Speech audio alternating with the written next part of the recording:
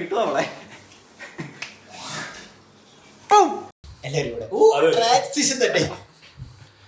അപ്പൊ welcome to yet another episode of budget podcast. ഞാൻ വീണ്ടും പറയുന്നു ഐഫോൺ 15 അങ്ങനെ പറയാട്ടോ.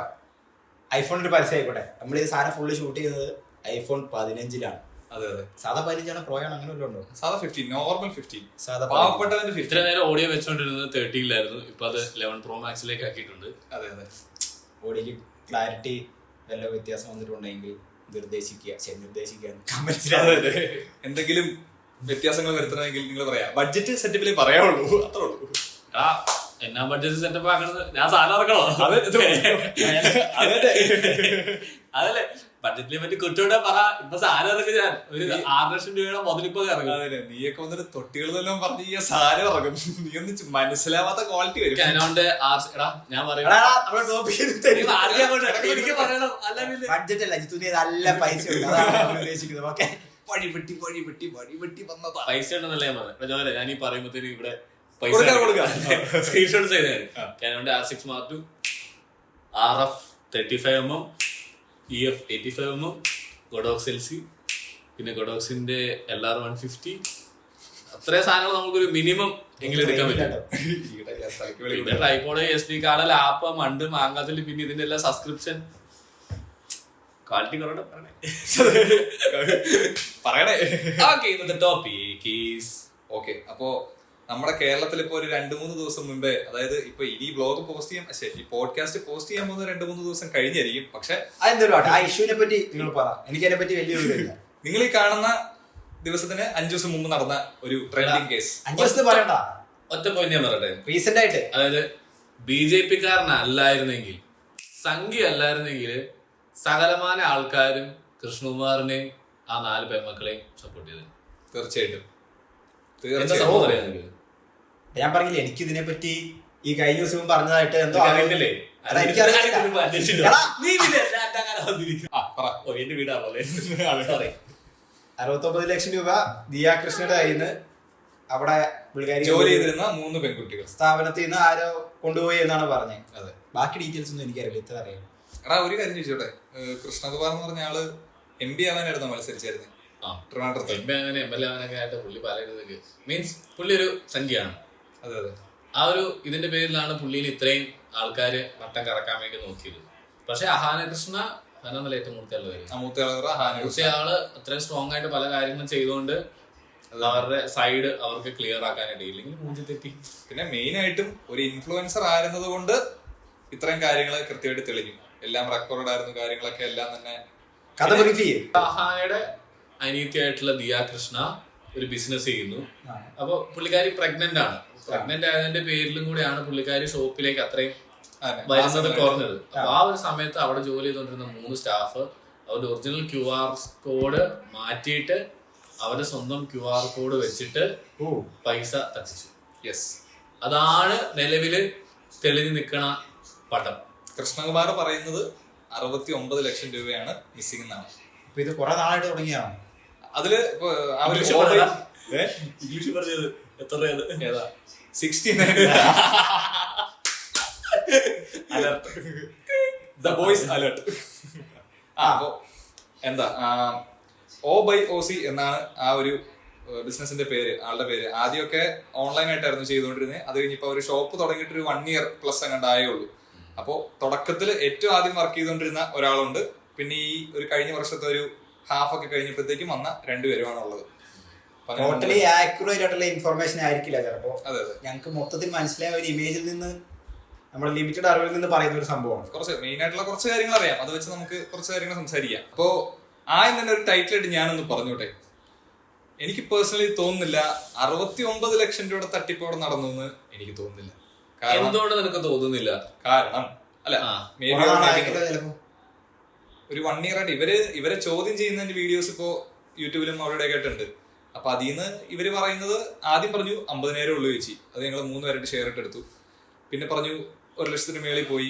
ഇവര് സമ്മതിച്ചു. എടാ ഇവര് ചെയ്ത മണ്ടത്തരം, അതായത് ഞാൻ ആലോചിച്ചു. ഇവര് കൺഫസ് ചെയ്തു. ഇവരുടെ ഒരു, അതായത് സംഗതി പിടിച്ച് കാര്യങ്ങളെല്ലാം കഴിഞ്ഞതിന് ശേഷം ഇവര് ഈ ദിയാകൃഷ്ണയുടെ ഒരു ഫ്ലാറ്റിലേക്ക് വിളിച്ചു വരുത്തി ഇവര് കൺഫ്യൂസ് ചെയ്യുന്ന ഒരു വീഡിയോ ആണ് കാര്യം നമ്മൾ സോഷ്യൽ മീഡിയയിലെല്ലാം കാണുന്നത്. അപ്പോ ഇവര് കൺഫ്യൂസ് ചെയ്തു. ഇവര് 5 ലക്ഷം രൂപയായിട്ടാണ് പോയത് തിരിച്ചു കൊടുക്കാൻ വേണ്ടി. 8 പിന്നീട്, അതായത് ഇവര് പോയിട്ട് പിന്നീടാണ് 3 ലക്ഷം രൂപയും കൂടെ ഇവര് കൊടുത്തത്. ആദ്യം ഇവരുടെ സ്വർണം കാര്യങ്ങളെല്ലാം പണയം വെച്ചിട്ടാണ് ഇവർ സംഗതി കൊണ്ട് കൊടുത്തത്. അപ്പൊ ഞാൻ ആലോചിക്കുകയാണ്, ഇത് അങ്ങനെ ഭീഷണിപ്പെടുത്തി എന്ന് പറഞ്ഞിട്ട് പെട്ടെന്ന് പിറ്റേ ദിവസം തന്നെ 5 ലക്ഷം രൂപ ഒപ്പിച്ച് അങ്ങോട്ട് ചെല്ലുക എന്ന് പറഞ്ഞാൽ അപ്പൊ ഇവർക്ക് പോലീസിൽ അപ്പൊ തന്നെ കംപ്ലൈന്റ് ചെയ്താൽ പോരായിരുന്നു. ഇവരെന്തുകൊണ്ട് കംപ്ലൈന്റ് ചെയ്തില്ല? എന്തുകൊണ്ട് അവർ ഭീഷണിക്ക് വഴങ്ങി? കൊന്നുകളത്തൊന്നും ഇല്ലല്ലോ. May be not. 69 ലക്ഷം രൂപ കേസ് പറയാം. അപ്പൊ എന്റെ ഒരു അനുമാനമാണ്, ഇപ്പൊ എല്ലാ ബിസിനസ്സുകളിലും നടക്കുന്ന ഒരു സംഭവമാണ് ടാക്സ് വെട്ടിക്കുന്ന പരിപാടി ആണല്ലോ. കാരണം ദിയ കൃഷ്ണയുടെ ഞാൻ കണ്ട വീഡിയോസിന് എനിക്ക് മനസ്സിലായത് അവർക്ക് ഒരു മാസം ഒരു എല്ലാം കഴിഞ്ഞൊരു പ്രോഫിറ്റ് എങ്ങാണ്ട് ഒരു 10-12 ലക്ഷം രൂപയൊക്കെ ഉണ്ടെന്നൊക്കെയാണ് തോന്നുന്നത്. അപ്പോ ഈ പറയുന്ന പോലെ ഗൂഗിൾ പേയില് ആൾക്കാർ ഇപ്പൊ ഗൂഗിൾ പേയില് പേയ്മെന്റ് ചെയ്ത് കുറെ പേര് അങ്ങനെയുള്ള മെയിൻ ആയിട്ട് അവർ തന്നെ പറയുന്നുണ്ട് ഒരു മാസത്തില് 2-3 ഒക്കെയാണ് ക്യാഷ് ഉള്ളൂ. പക്ഷെ എന്നൊക്കെയാന്ന് പറഞ്ഞു കഴിഞ്ഞാലും 69 ലക്ഷം രൂപ തട്ടിപ്പുണ്ടായെന്ന് എനിക്ക് തോന്നുന്നില്ല. കുറച്ചൊക്കെ ഇതിന്റെ ടാക്സ് തട്ടിപ്പ് നടന്നിട്ടുണ്ടെന്ന് തന്നെയാണ് എനിക്ക് തോന്നുന്നത്. അത് ചിലപ്പോ നിന്റെ തോന്നലായിരിക്കും. കൃഷ്ണകുമാർ എന്ന് പറയുന്നത് അത്രയും വലിയ നായകനായിട്ടുള്ള സെറ്റപ്പിലേക്കൊന്നും പുള്ളിക്ക് വരാൻ പറ്റിയിട്ടില്ലെന്നുണ്ടെങ്കിൽ പോലും നല്ല ഫെയിമുള്ള കുറെ ആൾക്കാർ അറിയപ്പെടുന്ന ഒരു നടൻ. മകള് പേരെന്തൊക്കെ? അഹാന, ദിയ, ഇഷാനി, അഹാന, ദിയ, ഇഷാനി, ഹൻസിക. എല്ലാം അറിയാനോടാ. കാട്ടു കോഴി തന്നെ നീ. വൈഫിന്റെ പേര് സിന്ധു. അതെ,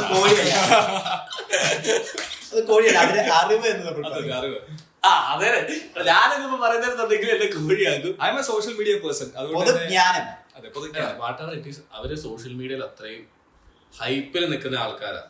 സോഷ്യൽ മീഡിയയിലാണെന്നുണ്ടെങ്കിലും മിനി സ്ക്രീനിലാണെന്നുണ്ടെങ്കിലും ബിഗ് സ്ക്രീൻ ആണെന്നുണ്ടെങ്കിലും മൊബൈൽ സ്ക്രീനിലാണെന്നുണ്ടെങ്കിലും ഇവര് നല്ല രീതിക്ക് നിൽക്കുന്നവരാണ്. ഇപ്പം ഞാന് ഈ അഹാനന്റെ വീഡിയോ കണ്ടിട്ടുണ്ട്.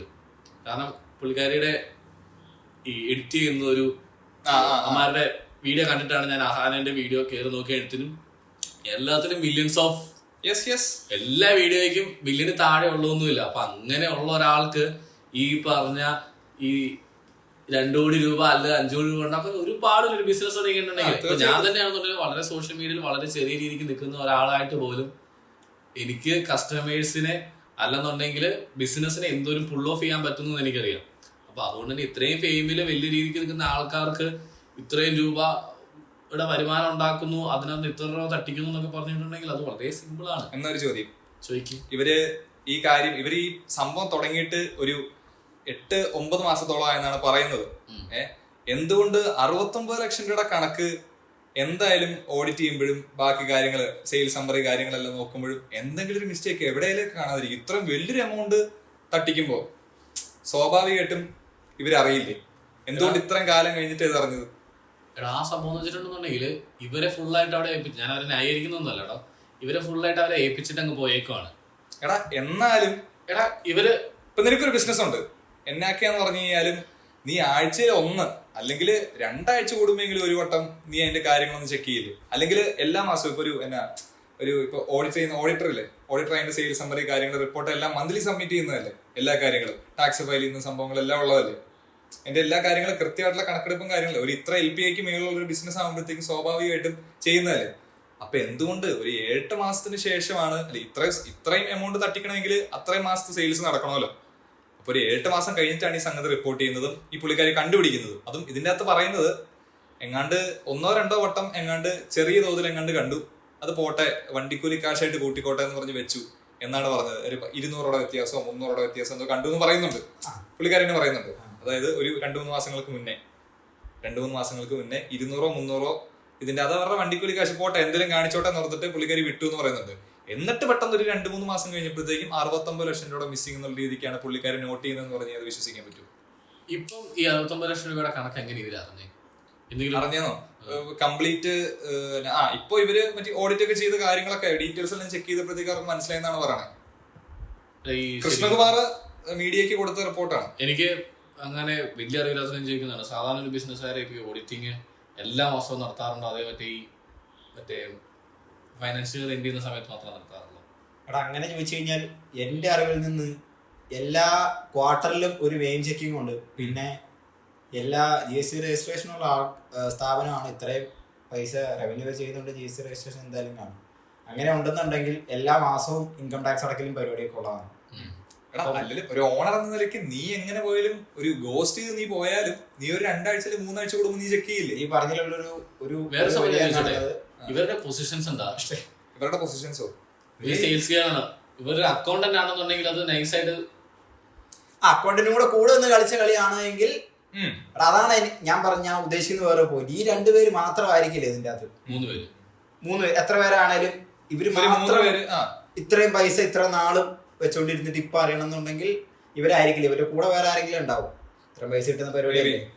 ഇവരെ മുന്നിൽ നിർത്തിയിട്ട് ഇങ്ങനെയൊക്കെയാണ് എന്ന് പറഞ്ഞു കഴിഞ്ഞാൽ ഇപ്പം UPI വഴിയാണ് എല്ലാം പോകുന്നത് പറഞ്ഞു. ആരെങ്കിലും ഏതെങ്കിലും ഒരു പരിപാടിയൊക്കെ അറിയാവുന്ന ഒരു പയ്യൻ UPIക്ക് ഇങ്ങനെ ഒരു ലൂപ്പ് ഹോൾ ഉണ്ട്, നിങ്ങളുടെ ഒരു സ്കാനർ വെച്ചിട്ട് എല്ലാ കസ്റ്റമേഴ്സിനും കൊടുക്കണ്ട, കുറച്ച് കസ്റ്റമേഴ്സിന് നിങ്ങൾ സ്കാനർ കൊടുത്താൽ മതി, നിങ്ങളല്ലേ അവിടെ ഡീൽ ചെയ്ത് ആ പൈസ നിങ്ങളുടെ അക്കൗണ്ടിലേക്ക് വന്നു കഴിഞ്ഞാൽ ഇവരറിയുന്നില്ലല്ലോ. ഇപ്പൊ നീ ഒരു 10 കോടി രൂപ ബിസിനസ് ചെയ്യുന്ന ഒരു ആളാന്ന് വിചാരിക്കും, അതിന്റെ ഇടയ്ക്കുന്ന ഒരു 1 കോടി രൂപ മിസ്സായ ചിലപ്പോ നീ അറിയില്ല, ഒരു 50 ലക്ഷം മിസ്സായ നീ അറിയില്ല. തീർച്ചയായിട്ടും. അപ്പം മൊത്തത്തിൽ ഇവർ നോക്കുമ്പോൾ സ്ഥാപനം മേലോട്ട് പോകുന്നുണ്ട്, ഇവരുടെ റവന്യൂ കൂടുന്നുണ്ട്, അതുകൊണ്ട് ഇവർ ശ്രദ്ധിക്കാതെ വിട്ടതാവാനൊരു ചാൻസ് ഉണ്ട്. പിന്നെ ഈ പറഞ്ഞല്ലോ ഈ 3 പേര് അവരുടെ സെയിൽസ് ഗേൾ ആണെന്നുണ്ടെങ്കിൽ അറിയത്തില്ല, പക്ഷെ ഇതിനകത്ത് ഒരാൾ അക്കൗണ്ടന്റ് ആണെന്നുണ്ടെങ്കിൽ അത് നൈസായിട്ട് കറക്റ്റ് ചെയ്ത് ഇടാന്നല്ലേ ഉള്ളൂ. അല്ല അവര് ഒരാള് ഇന്റർനാഷണൽ ഓർഡേഴ്സും കാര്യങ്ങളെല്ലാം ഡീൽ ചെയ്യുന്ന ഒരാള്, മറ്റേ 2 പേര് അല്ല ഇതാണ് ഫുള്ള് എല്ലാ കാര്യങ്ങളും ഡീൽ ചെയ്യുന്നവരാണ് 3 പേര്. എടാ അങ്ങനെയാണെന്നുണ്ടെങ്കിൽ ഇപ്പം ഈ ബില്ല് ചെറിയ കറക്ഷൻസ് കൊടുത്താൽ മതിയല്ലോ. എടാ എന്നാലും നീ ഒന്ന് ആലോചിക്കും, നമുക്കൊരു പേഴ്സണൽ ഒരു ഇതുണ്ടാവില്ലേ, നമ്മുടെ ഡീറ്റെയിൽസ് എന്തായാലും നമ്മുടെ ബിസിനസ് അവിടെയാണല്ലോ അതിന്റെ ലൂപ്പ് ഹോൾ അവര് കണ്ടുപിടിച്ച് കൃത്യമായിട്ട് ഇറക്കിയത്. ഓണർ എന്തായിട്ടിരിക്കുകയാണ്, പ്രഗ്നന്റ് ആയിട്ടിരിക്കുകയാണ്, മാത്രമല്ല ഷീ ട്രസ്റ്റഡ് ദം, അവരത്രയും വിശ്വസിച്ച് അങ്ങ് ഏൽപ്പിച്ചു. പിന്നെ ആദ്യമേ ഈ പറഞ്ഞ പോലെ 300-ന്റെയും 600-ന്റെ ഒക്കെ നടത്തിയപ്പോൾ ആരും അറിഞ്ഞില്ല എങ്കിൽ ഇവർക്കൊരു കോൺഫിഡൻസ് വരും. ഇങ്ങനെയാണെങ്കിൽ കൂടുതൽ എട്ടിയാലും അറിയില്ല, ഇവർക്ക് ചിലപ്പോൾ ഒന്നും പോകാനുണ്ടാവില്ല. അത് ശരിയട്ടെ, കാരണം ഇവരെ നമ്മൾ കണ്ടു കഴിഞ്ഞത്തേനും അവരങ്ങനെ വലിയ കൊമ്പത്തെ ടീംസ് ഒന്നും അല്ല. അവർക്ക് കിട്ടിയാ കിട്ടി, പോയാ പോട്ടെ, അത്രേ ഉള്ളൂ. പക്ഷെ എനിക്ക് സ്റ്റിൽ തോന്നുന്നില്ല 69 ലക്ഷം രൂപ ഇതിന്റെ അകത്ത് അവര് തന്നെ തട്ടിച്ചെടുത്താണെന്ന് എനിക്ക് തോന്നുന്നില്ല. അതാണ് ഇതിനകത്ത് വേറെ ആൾക്കാരുണ്ടായിരിക്കും, ചിലപ്പോൾ ആണ് ഇവർക്കെതിരെ പോകുന്നത്. പക്ഷെ കോടതി എന്ന് പറഞ്ഞൊരു സംഭവമുണ്ട്. അവിടെ ചെല്ലുമ്പോഴത്തേനും ഇപ്പം ഞാൻ നിന്നെ കൊല്ലുവെന്ന് വെച്ചു, തെളിവില്ലെന്നുണ്ടെന്നുണ്ടെങ്കിൽ, ഒരു തെളിവില്ലാതെ ഞാൻ നിന്നെ കൊന്നു കഴിഞ്ഞിട്ടുണ്ടെന്നുണ്ടെങ്കിൽ ഇപ്പൊ ഗൂഗിളിന് അറിയാം, അല്ലെങ്കിൽ എല്ലാവർക്കും അറിയാം ഞാനാണ് നിന്നെ കൊന്നതെന്ന്. തെളിവില്ലെന്നുണ്ടെന്നുണ്ടെങ്കിൽ എനിക്ക് കോടതി നൂരി പോരാം. തീർച്ചയായിട്ടും. അതുപോലെ തന്നെയാണ് അവിടെ ഒരു സംഭവം കൂടെ പറയാം. ഇവര് ആദ്യം ഒരു കോംപ്രമൈസ് ടോക്കനാണ് വിളിച്ചതെന്ന് പറയുന്നു. അതായത് ക്യാഷ് നിങ്ങൾ തിരിച്ചു കൊണ്ട് തരുവാണെങ്കിൽ, അതായത് പുള്ളിക്കാരി, അതായത് ദിയാകൃഷ്ണ പറയുന്നുണ്ട് 3 പെൺകുട്ടികളല്ലേ, അവർക്ക് അവരുടെ ഭാവി സംഭവങ്ങളെല്ലാം ഉണ്ടല്ലോ, 69 ലക്ഷം രൂപ തട്ടിച്ചിട്ട് നിൽക്കുന്ന ആൾക്കാരുടെ അടുത്ത് തോന്നുന്ന കരുണയാണ് ഈ പറയുന്നത്. എടാ അവർക്ക് അതുപോലെ കാശ് ഞാൻ പറയുന്നത് എന്റെ 5000 രൂപ ഉണ്ടെന്ന് വെച്ചു, അതിനൊരുത്തം വന്നിട്ട് 10 രൂപ തരാമോ ചേട്ടാന്ന് ചോദിച്ചിട്ടുണ്ടെങ്കിൽ ഓക്കെ, ഞാൻ കഴിഞ്ഞ ദിവസം എല്ലാരും അങ്ങനെ ആണെന്നില്ലല്ലോ ഈ പറയുന്ന പോലെ. 69 ലക്ഷം രൂപ എമൗണ്ട് തന്നെയാണല്ലോ. എടാ ഒരു പൈസക്ക് തന്നെ ഒരു കണക്കാണ് ഇവർക്ക്. അതാണ് ഞാൻ പറയുന്നത്, ഇവർക്ക് അത്രയും റവന്യൂ പുൾ ഓഫ് ചെയ്യാൻ പറ്റുന്ന ആൾക്കാരാണ്. അപ്പൊ അവർക്ക് എന്നിട്ടുണ്ടെങ്കിൽ, കാരണം അവര് നോക്കി കഴിയുമ്പോഴത്തെ ഞാൻ ഇത്രയും നാൾ അന്വേഷിച്ചിട്ട് ഇത്രയും നാളെ കൃഷ്ണകുമാറിനെ പറ്റിയോ പുള്ളിക്കാരന്റെ വൈഫിനെ പറ്റിയോ ആ 4 പെൺമക്കളെയും പറ്റിയോ യാതൊരു വിധത്തിലുള്ള റോങ് ആയിട്ടുള്ള അലിഗേഷൻസ് എവിടെയും വന്ന് ഞാൻ കേട്ടിട്ടില്ല. അതെ, ഞാൻ കേട്ടിട്ടില്ല. ഇല്ലല്ലോ ഒന്നും. ഇപ്പം ഈ ആ 4 പെൺപിള്ളേരെ പറ്റിയാണെന്നുണ്ടെങ്കിൽ ഒരു റിലേഷൻഷിപ്പിന്റെ പോലും മോശമായിട്ടുള്ള സംഭവങ്ങൾ ഞാൻ ഇതുവരെ എവിടെയെങ്കിലും ഒരു ചാനലിനകത്തും ഒരു വിഷയം ഓൺലൈൻ മീഡിയ ഇപ്പൊ എന്നെ വേണ്ടി തപ്പി നടക്കണതാണ്. തീർച്ചയായിട്ടും അവൾ അഭിനയം മോശമാന്നുള്ള രീതിക്ക് ഊക്ക് കിട്ടുന്നതല്ല. അതെ, വേറെ ആരെ പറ്റി ഒന്നും പറഞ്ഞ ഞാൻ അവരെല്ലാം നല്ല അടിപൊളിയായിട്ട് തന്നെ, അത്യാവശ്യം നല്ല ഫാൻ ബേസും അത്യാവശ്യം നല്ല പോസിറ്റീവ് ആയിട്ടുള്ള ഫാൻ ബേസ് തന്നെ അവർക്കുള്ളൂ. അതിന് അങ്ങനെ ഇതുവരെ അവരെ പറ്റി ഒരു ഹേറ്റ് സ്പ്രെഡ് ആയിട്ടില്ല. അപ്പൊ അതുകൊണ്ട് തന്നെ വേറൊരാളെ നശിപ്പിക്കേണ്ട എന്നുള്ള ചിന്ത വേണമെങ്കിൽ അവർക്കുണ്ട്. മാത്രമല്ല ഇപ്പൊ പുള്ളിക്കാരി പ്രഗ്നന്റ് ആയിക്കൊണ്ട് ഇരിക്കുന്ന ഒരു സമയമാണ്. അപ്പൊ ആ സിറ്റുവേഷനിലേക്ക്, ഒരു സ്ട്രെസ്ഫുൾ സിറ്റുവേഷനിലേക്ക് കൊണ്ടുപോകാതിരിക്കാനൊക്കെ വേണ്ടിയിട്ട് വേണമെങ്കിൽ പിന്നെ നമുക്ക് ഇതെല്ലാം കഴിഞ്ഞ് കൊച്ചൊക്കെ ഉണ്ടാക്കി കഴിഞ്ഞ് കഴിയുമ്പോഴത്തേനും പിടിക്കാം പണിയാം എന്നുള്ള ചിലപ്പോൾ. പിന്നെ അവരെ വിചാരിച്ച് കാണത്തില്ല. കാരണം വേറെ കാര്യം ഞാൻ എനിക്ക് തോന്നുന്നുണ്ടെങ്കിൽ, അതായത് ഓഫ് കോഴ്സ് അവരൊരു പൈസ ഉണ്ടായിട്ടല്ല അവര് പറ്റിക്കാൻ വേണ്ടി നോക്കിയത്. ആ 3 പെൺപിള്ളേർക്കും അവർക്ക് ഫൈനാൻഷ്യൽ ഇഷ്യൂസ് ഉള്ളത് കൊണ്ടാണ് അവര് എന്ത് ചെയ്തത്, പൈസ തട്ടിക്കാൻ വേണ്ടി നോക്കിയത്. അവർക്ക് എന്ത് കാണിച്ചാലും കടവോ കാര്യങ്ങൾ എന്തെങ്കിലുമൊക്കെ ഉണ്ടാവും. ഇല്ലാത്ത ഒരാളങ്ങനെ കക്കാൻ വേണ്ടി നിൽക്കുമല്ലോ. എന്നിട്ടും ഒറ്റ ദിവസം കൊണ്ടല്ല പറഞ്ഞു തരുന്നതിന്റെ പേരിൽ ഒരു 5 ലക്ഷം രൂപ 5+3 8 ലക്ഷം രൂപ അവർക്ക് കൊണ്ടുപോയി കൊടുത്തു. അപ്പോൾ 8 ലക്ഷം രൂപ അവർക്ക് അത് പണയം വെച്ച് അതായത് ഒരു 70,000 രൂപ ഒരു പവനുണ്ടെന്നുണ്ടെങ്കിൽ നമുക്കൊരു 40 രൂപ സംതിങ് അല്ല 40-50 രൂപ സംതിങ് എന്തോ നമുക്ക് പണയം വെച്ച് കഴിഞ്ഞാൽ കിട്ടത്തുള്ളൂ. അപ്പൊ അങ്ങനെയാണെന്നുണ്ടെങ്കിൽ 8 ലക്ഷം രൂപ അത്രയും പെട്ടെന്ന് കൊണ്ടുപോയി കൊടുക്കണം എന്നുണ്ടെങ്കിൽ അതിൽ എത്രയും കൂടുതൽ അവര് അവിടെ തട്ടിച്ചിട്ടായിരിക്കാം. കാരണം തട്ടിക്കുന്നത് എന്തിനു വേണ്ടിയിട്ടാണ്? അവരുടെ കാര്യങ്ങൾ ഓടിക്കാൻ വേണ്ടിയിട്ടും കാര്യങ്ങൾ നടത്താൻ വേണ്ടിയിട്ടോ. അപ്പൊ 8 ലക്ഷം രൂപ പിറ്റേ ദിവസം അല്ലെങ്കിൽ 2 ദിവസത്തിനുള്ളിൽ കൊണ്ടുപോയി കൊടുക്കണം എന്നുണ്ടെന്നുണ്ടെങ്കിൽ ഓഫ് കോഴ്സ് അവർ അതിലും കൂടുതൽ എന്തായാലും മുക്കിയിട്ടുണ്ടാവും. പിന്നെ കൃഷ്ണകുമാർ ഈ രീതിക്ക് അല്ലേ പുള്ളി ഫാമിലി കൂടെ ടാക്സ് തട്ടിക്കാൻ വേണ്ടി നോക്കിയിട്ടുണ്ടെങ്കിൽ മിടുക്കാൻ ഞാൻ പറയും.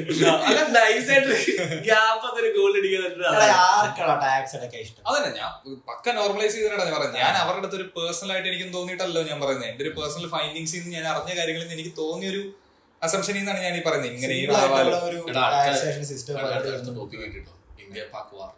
അത് പിടിക്കാം. ടാക്സ് അടയ്ക്കാനായിട്ട് ഒരു സിമ്പിൾ ആയിട്ടുള്ള സിസ്റ്റം പരിപാടികളൊന്നും നമ്മുടെ നാട്ടിലില്ല. ഈ ഉണ്ടാക്കുന്ന പൈസയുടെ ഒരു ഭൂരിഭാഗം നമ്മുടെ നാട്ടിൽ എനിക്ക് തോന്നുന്നു 30% തോന്നുന്നു ഏറ്റവും വലിയ ടാക്സ് ലാബ്. നമ്മൾ 10 രൂപ ഉണ്ടാക്കിയിട്ട് അതിൻ്റെ അകത്ത് 3 രൂപ സർക്കാരിന് കൊടുക്കുക എന്ന് പറഞ്ഞിട്ട് കൊടുക്കണടുത്തല്ല വിഷയം. ഈ പറഞ്ഞ് 3 രൂപ കൊടുത്തിട്ട് നമ്മുടെ നാട്ടിൽ നമ്മൾ പ്രതീക്ഷിക്കുന്ന ഒരു സ്റ്റാൻഡേർഡ് ഉണ്ട്. ആ ഒരു രീതിയിലേക്ക് ഒരു ജീവിത സാഹചര്യം ഒന്നും എത്തുന്നുമില്ല. നമ്മൾ ടാക്സ് അടയ്ക്കുന്നുണ്ട് എന്ന് പറയുമ്പോൾ ഒരു ബുദ്ധിമുട്ടുണ്ട്. പ്രത്യേകിച്ച് ഇത്രയും പൈസ നമ്മൾ ഉണ്ടാക്കുമ്പോൾ എന്തായാലും ഇവരൊക്കെ എഫേർട്ട് ഇട്ട് ഇപ്പം അവരുടെ അച്ഛൻ സിനിമാകാരനാന്ന് പറഞ്ഞാലും ഈ പറഞ്ഞ ആൾക്കാരൊക്കെ ഒരു എഫേർട്ട് ഇടാതെ അവർക്ക് ഒരു സംഭവത്തിലേക്ക് എത്താൻ പറ്റില്ല. അവർ ആ അച്ഛന്റെ ഫെയിമും പരിപാടിയൊക്കെ നല്ല രീതിയിൽ തന്നെ യൂട്ടിലൈസ് ചെയ്ത് അവർ എഫേർട്ട് ഇട്ടിട്ടാണ് ഈ ഒരു സ്റ്റേജിലേക്ക് എത്തിയത്. കൃഷ്ണകുമാറിന്റെ മകളെ നടനാണ്, പക്ഷെ എന്നാലും നല്ലൊരു ഹൈപ്പ്. മകളെ ഇപ്പം മമ്മൂട്ടി ദുൽഖറിനെ പുൾ ഓഫ് ചെയ്യുന്ന പോലത്തെ അത്ര വലിയ കേപ്പബിലിറ്റി ഉള്ള ആളൊന്നും അല്ല. 4 പെൺപിള്ളേരെ കഴിവ് തന്നെയാണ്. നോർമലി ചോദിക്കാം, നിന്റെ അടുത്ത് പെട്ടെന്ന് കൃഷ്ണകുമാർ എന്ന് പറയുമ്പോഴത്തേക്ക് നിനക്ക് പെട്ടെന്ന് മറ്റേ 4 പിള്ളേർ അച്ഛൻ അങ്ങനെയല്ല നിനക്ക് മനസ്സിൽ വരത്തുള്ളൂ. അല്ല അല്ലേ? മറ്റേ പുള്ളി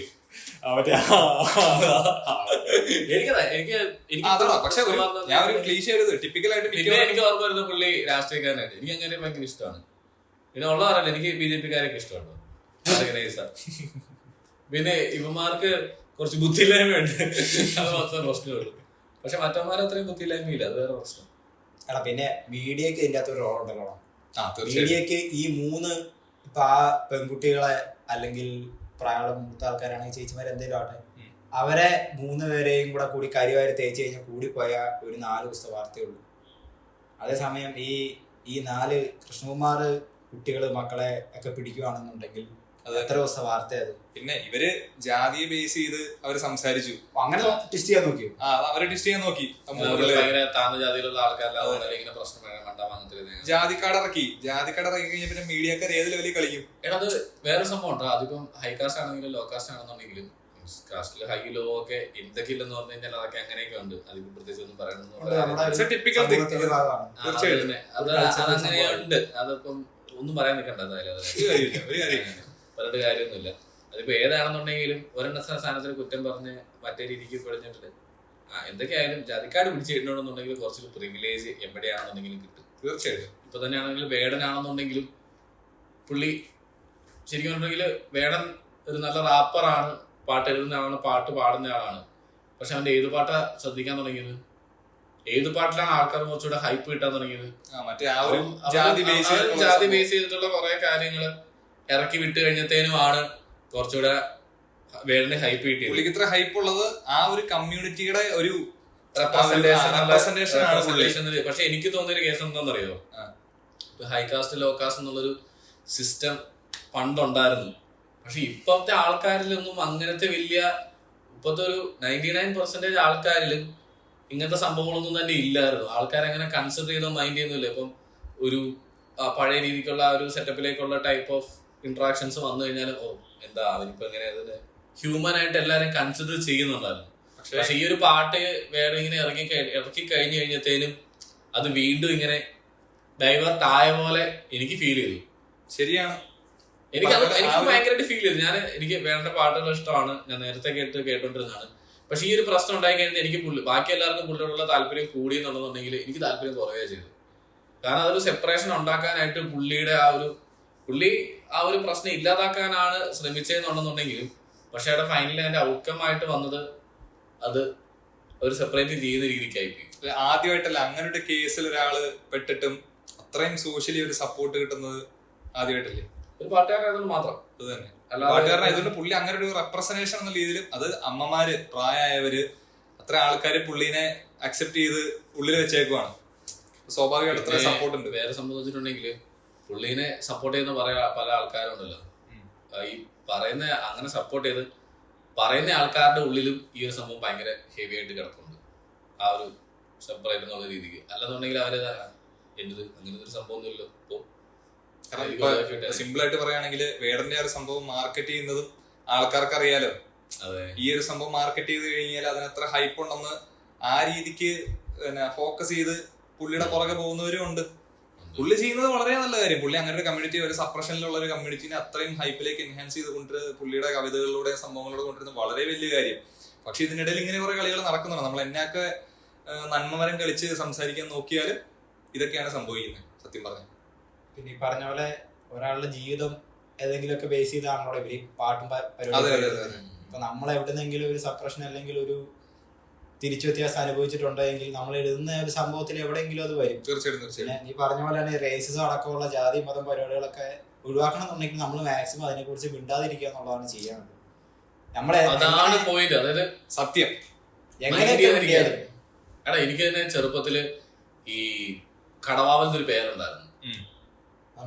എത്ര നാളായിട്ട് സ്റ്റെൽത്ത് വഴി പ്ലസ് 1 പ്ലസ് 2 ഒരു പേരിട്ടായിരുന്നു. എനിക്ക് പ്ലസ് 1 കയറിയ സമയത്ത് കുറെ ആൾക്കാരെ കടവാവൽ എന്നുകൊണ്ട് വിളിച്ചു. അതുപോലെ തന്നെ വേറൊരു നമ്മുടെ കമ്പനിക്കാരനെ, അത് പേര് ഞാൻ പറയുന്നില്ല, ആരാന്നും പറയുന്നില്ല. അപ്പം അവനെ വേറൊരു പേര് വിളിക്കാം. ആ പേര് വേണമെന്നുണ്ടെങ്കിൽ ഞാൻ പറയാം, പട്ടിക്കാട്ടം. അങ്ങനെയാണ് അവനെ വിളിച്ചോണ്ടിരുന്നത്. അപ്പൊ അവനെ വിളിച്ചു തുടങ്ങിയതിന് അവൻ എന്ത് ചെയ്തു, അവനെതിരെ ഫൈറ്റ് ചെയ്യാൻ തുടങ്ങി.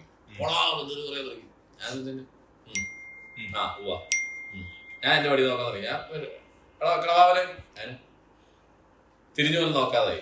അപ്പൊ അങ്ങനെ കഴിഞ്ഞ് കഴിഞ്ഞത്തേനും എന്റെ പേരെങ്ങനെ ഇവൻച്വലി അതങ്ങ് വിട്ടുപോയി.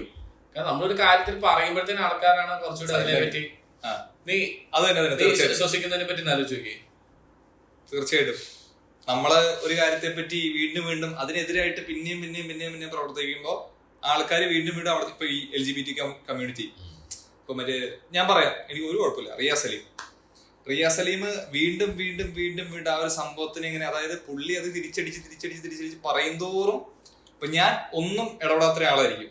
ഞാൻ ഈ കാര്യങ്ങളിൽ എനിക്കൊരു പേഴ്സണൽ ഒപ്പീനിയൻ അതിനകത്ത് എതിരായിട്ടുണ്ടെങ്കിൽ പോലും ഞാൻ മിണ്ടാണ്ടിരിക്കുന്ന ഒരാളാണ്, ഞാൻ സ്ക്രോൾ ചെയ്ത് പോകുന്ന ഒരാളാന്ന് കൂട്ടിക്കോ. പക്ഷെ എന്നാലും ഇവൻ വീണ്ടും ഇങ്ങനെ പറയുമ്പോൾ സ്വാഭാവികമായിട്ട് ഞാൻ ഇത്ര എന്നെ കാണിക്കണേ എന്നുള്ള രീതിയിൽ ഞാനൊരു അഭിപ്രായം പിന്നെ ചെന്നിടും. പക്ഷെ അവരുടെ ഒരു വീഡിയോയിൽ അതങ്ങ് നിർത്തി തീർന്നു പോയായിരുന്നെങ്കിൽ ആൾക്കാരത് മൈൻഡ് ചെയ്യില്ല.